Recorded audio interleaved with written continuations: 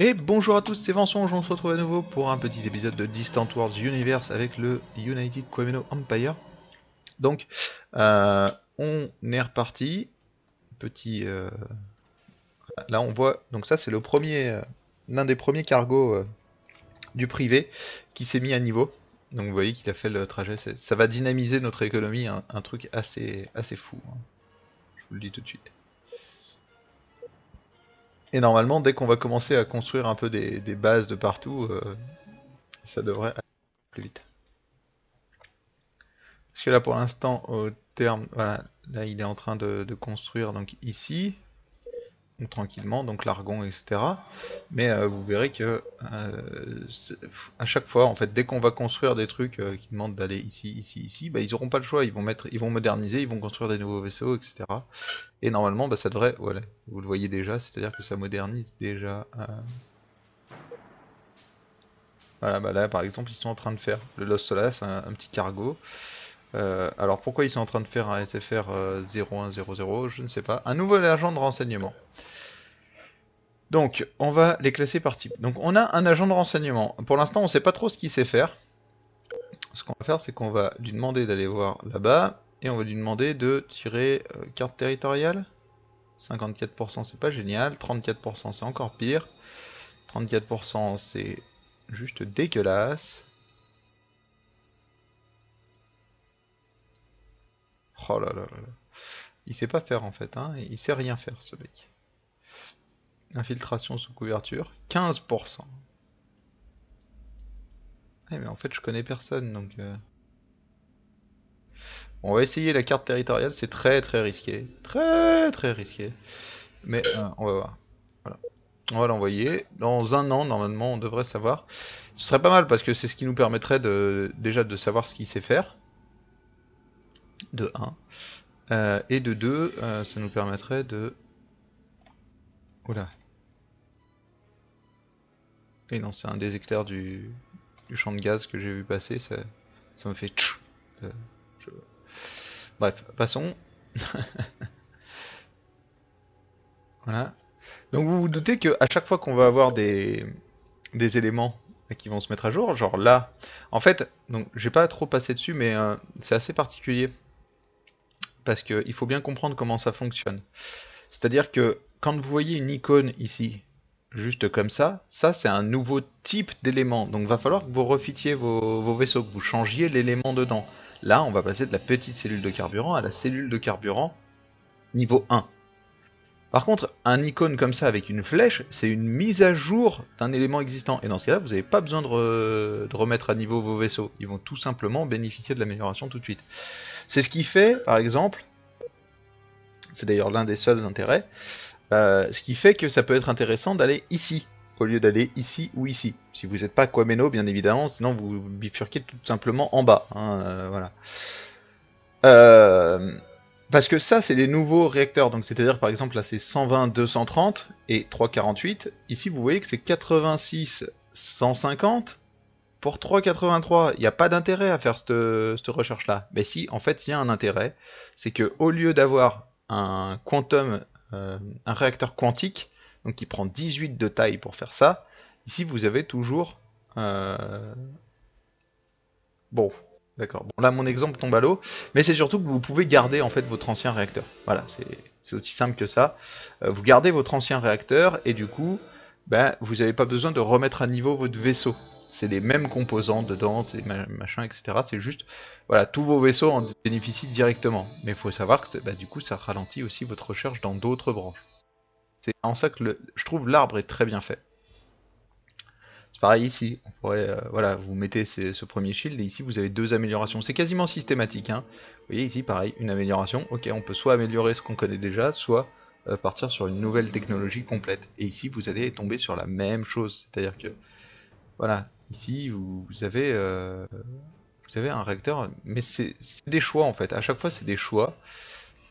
Et des fois, ça peut être payant. Ça peut être payant parce que lui, par exemple, imaginons ici, vous êtes sur Maximize Trust Output. Donc là, ça génère... là, faut bien comprendre que celui-là, en fait, c'est un mix entre ça et ça. C'est-à-dire que ça prend les qualités de celui-là et les qualités de celui-là. Ouais, Mais en fait, ce qui se passe, c'est que si vous allez ici, et que au lieu de partir sur celui-là, vous décidez de partir directement sur celui-là, ouais, ok, vous allez consommer plus d'énergie, vous aurez une vitesse de croisière, une consommation d'énergie en croisière qui sera plus élevée, mais par contre vous aurez aussi plus de lâcher en termes de poussée et de vitesse de croisière, donc du coup vous aurez des vaisseaux qui seront plus rapides. Et c'est pareil pour tout en fait. Pareil pour quasiment tout. Bah, sauf les trucs qui ont bien sûr qu'une seule branche, hein. Sinon, ça marche tout comme ça. Et donc au niveau des armes, c'est encore plus flagrant parce que du coup, bah, là les Advanced Blasters, ok, bah, c'est cool, ouais, mais du coup, ça permet. Imaginons que vous vouliez partir sur des long range laser, bah, ça permet de garder un peu plus de dégâts au début. Bref, c'est une façon de gérer. Pareil, hein, vous pouvez vouloir ne pas partir sur les high power blasters, garder des escorteurs avec des petits blasters, etc. Et donc faire celle-ci parce que vous les utilisez toujours, tout simplement. Voilà, c'était la petite partie explication. Donc voilà, mais bon, là du coup, là on recherche deux nouvelles trucs, donc un nouveau type de cellule de carburant, un nouveau réacteur, donc bien évidemment, bah, il va falloir qu'on modernise l'intégralité de nos vaisseaux quasiment. Voilà, donc comme je disais, c'est vraiment sympa là, le système. Donc là, on a une mine de silicium, mais 26%, c'est dégueulasse par rapport à ce qu'on va avoir là-haut, qui est à 96% là, celle-ci, 97% même. Vous allez voir que l'output en termes de silicium est complètement différent. Complètement. Voilà, donc normalement, lui, sur Astra 1, normalement, voilà. Donc c'est ça, c'est-à-dire que là, pour l'instant, nos scientifiques ont fait une découverte critique. Alors ça, c'est pas mal. Donc ça, je crois que j'en avais déjà parlé, c'est les crash programmes, c'est-à-dire qu'on ne peut plus l'annuler, mais par contre, il va 3 fois plus vite. Donc avec la puissance scientifique d'Equameno, même si on est majoritairement lancé sur de l'énergie, pour l'instant, on changera, on mettra à niveau cette Polytech Research Center. Il y a de grandes chances qu'on garde qu'un seul centre de recherche jusqu'à la fin du jeu, tout simplement parce que notre nation c'est n'importe quoi avec tant qu'on a ce scientifique là, c'est n'importe quoi. Il donne tellement de bonus que bah, ça vaut le coup qu'il soit dans une station de recherche qui bénéficie de plein de recherches différentes. Ici, ok, donc il n'y a rien. Non mais c'est cool. Pour l'instant, il n'y a rien en tout cas. Et il va découvrir, donc est-ce qu'on a quelque chose?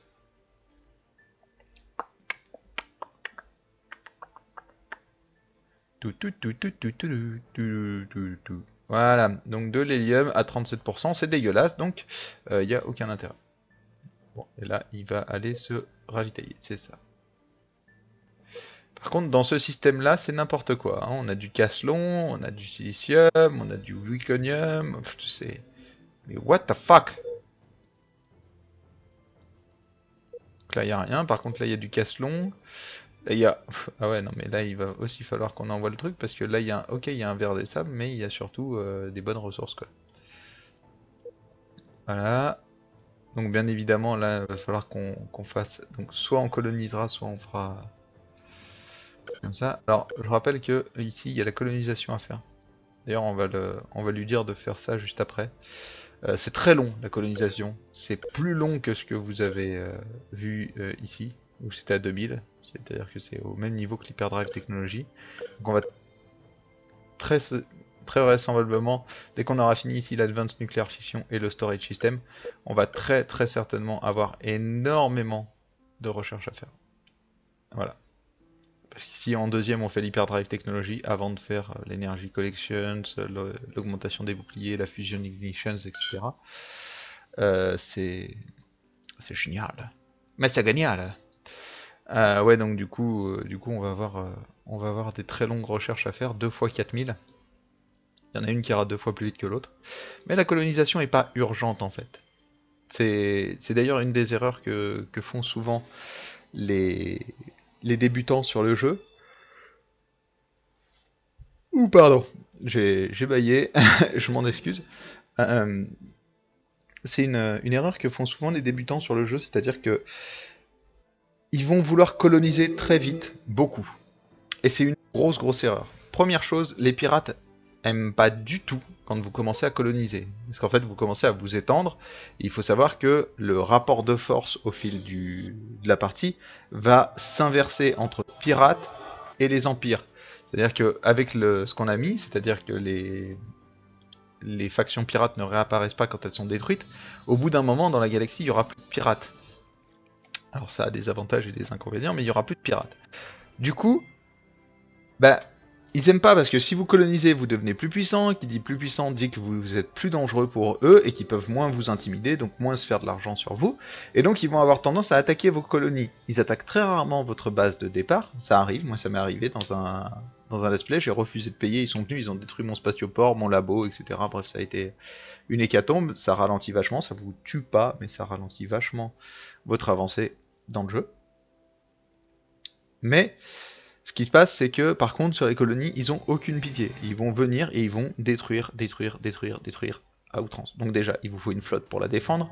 Il faut que vous soyez prêt à affronter une faction pirate parce que si vous la défendez, vu qu'ils vont pas arrêter de détruire et essayer de vous piquer la colonie, il faut que vous ayez des forces sur place, donc des forces armées sur le sol de la planète, des vaisseaux. Il faut que vous puissiez combattre sa flotte parce que au fur et à mesure que vous allez détruire des vaisseaux, ils vont de plus en plus mal le prendre et ils vont essayer de vous taper sur la gueule. Donc voilà, quand vous commencez à coloniser, il faut que votre empire soit prêt à soutenir une guerre contre euh, une faction pirate. Ce qui n'est pas forcément gagné, étant donné que les factions pirates sont sont en partie très militaires. Donc là, on a vu, plus 17 000, c'est génial. Ils se sont mis à construire plein de nouveaux vaisseaux. ZC 2600, mais qu'est-ce que c'est que ce... Ah oui, non, c'est un indépendant. Ça n'a rien à voir. Voilà, MLFR 1100, donc là, ils sont en train de... Voilà, donc là ils mettent à jour. Je ne comprends pas pourquoi ce truc-là est pas mis à jour, mais bon, c'est pas grave. Donc là, si on affiche, donc ça c'est les trajets des vaisseaux privés. Vous voyez que là on voit tous les trajets qui se font. Ça par exemple, donc ça c'est un vaisseau d'extracteur de gaz du secteur privé, donc qui se rend ici. Donc pour exploiter le castelon qui est ici. Ah, c'est bien ça. Tu vas fumer le verre des sables? Parfait.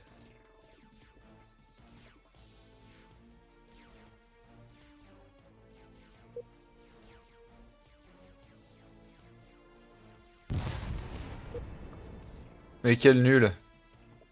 Il l'a même pas fumé.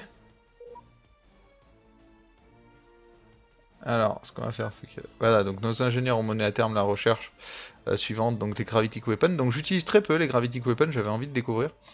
Les pirates offrent une prise de contact. On va payer, tout simplement parce que ça nous fait découvrir des nouvelles factions.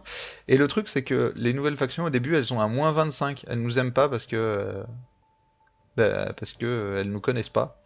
Du coup, connaître les gens très tôt dans la partie, ça aide beaucoup. Donc on va dialoguer. Est-ce que vous...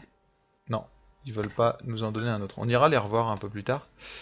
Donc c'est assez ouf. Je suis assez surpris par le fait que lui ne se soit toujours pas fait découvrir. Il va peut-être mener sa mission à bien. 54%, ce serait ouf, mais ce serait génial.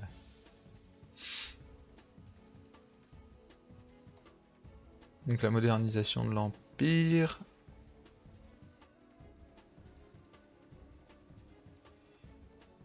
Vous verrez que quand on aura l'hyperpropulseur Girax, ça va être n'importe quoi. Donc là, vous voyez, hop, il est en train de se ravitailler.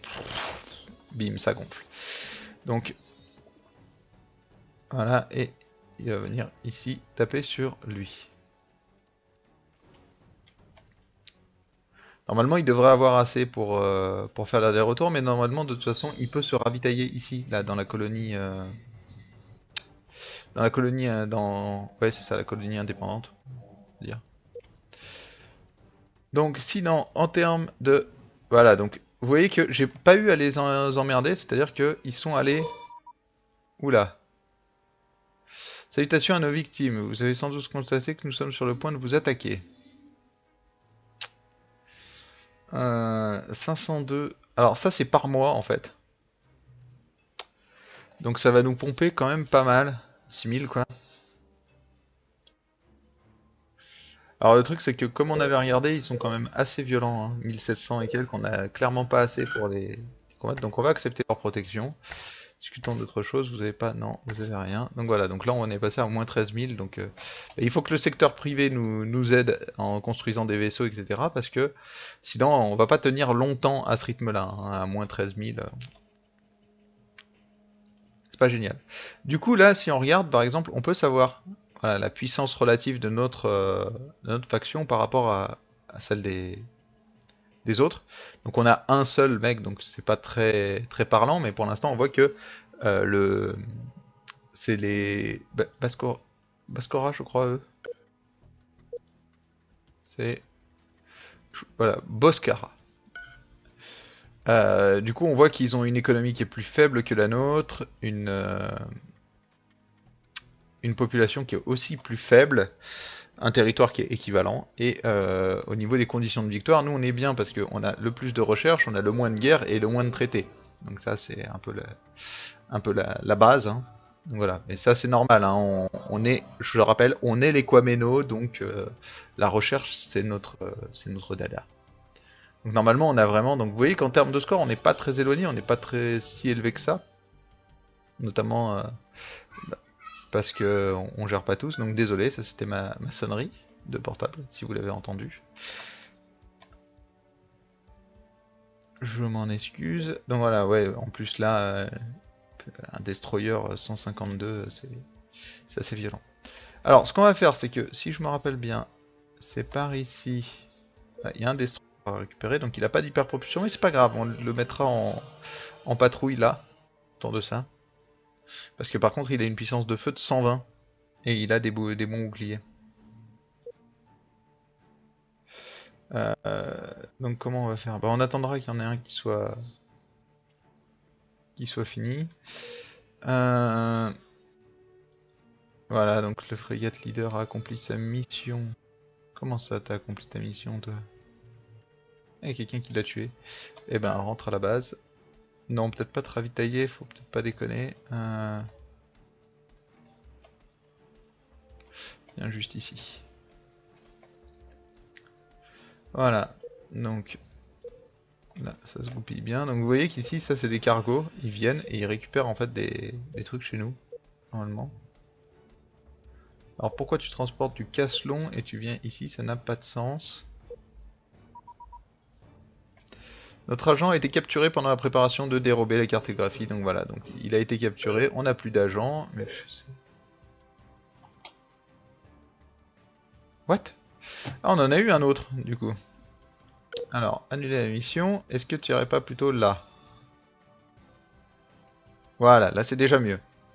81%, c'est déjà carrément mieux. Il a donc personnage non évalué. Par contre, on sait qu'il aura de la dissimulation. Donc ça c'est pas mal. Si je dis recherche des technologies, par exemple l'Energy Collections, 35%, ok, c'est clairement pas ton truc. Infiltration sous couverture, 35%, c'est pas non plus ton truc.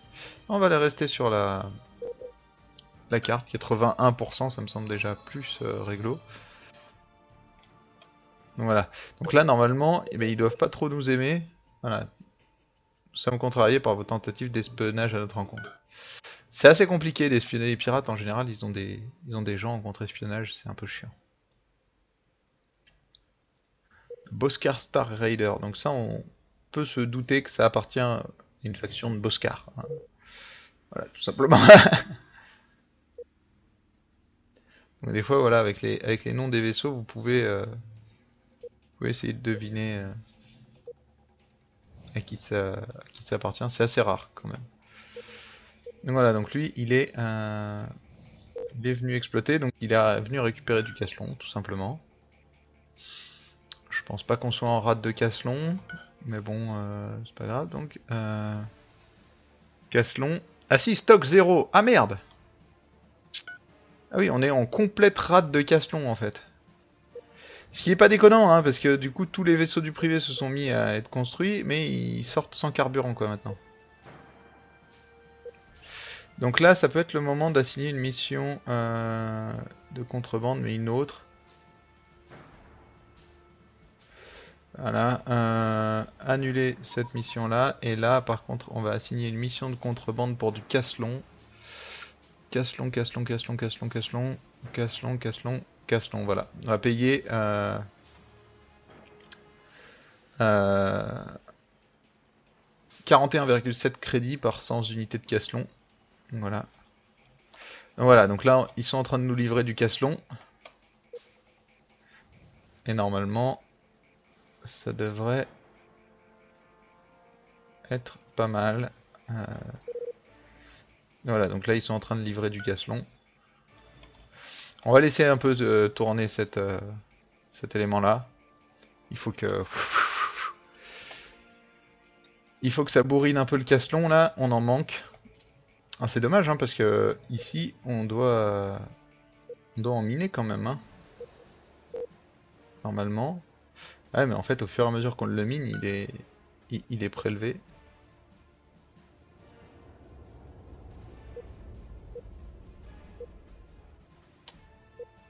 Et du coup, il y a plein de choses qui tournent à vitesse réduite. Bon, là, on voit que c'est un peu le bonus qui nous sauve, hein. C'est lui qui nous permet d'être en positif.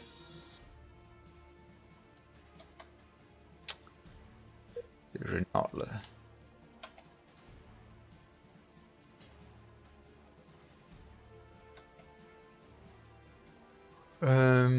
Alors... Bon. De toute façon, on va se mettre... Enfin, on va couper l'épisode ici, donc ça fait un peu plus de 20 minutes. On se retrouve dès demain pour la suite de nos aventures. Donc demain, on découvrira les deux nouvelles technologies, là, ça c'est une certitude. On essaiera de gérer ce problème de Caslon. Ouais. Bon, je vous remercie. On se retrouve donc dès demain. Je vous souhaite une très bonne journée. Allez, ciao ciao.